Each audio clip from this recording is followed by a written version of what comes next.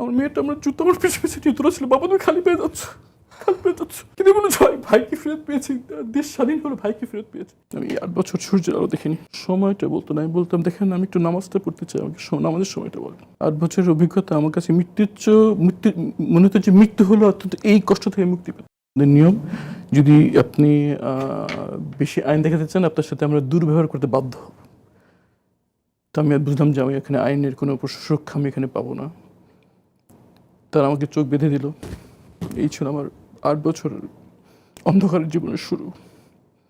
আমি 8 বছর সূর্যের আলো দেখিনি। তারা আমাকে যে সেলে রেখেছিল সেখানে বুঝতে পারতাম না বাইরে কি দিন আর রাত।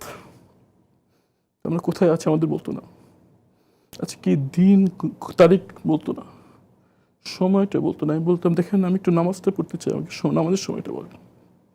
বলতে বলা যাবে না, আদেশ। আমার কাছে মনে হতো যে আমাকে জীবন্ত কবর দিয়ে দেওয়া হয়েছে।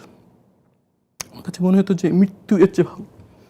8 বছরের অভিজ্ঞতা আমার কাছে মৃত্যুর চেয়ে মনে হতো যে মৃত্যু হলো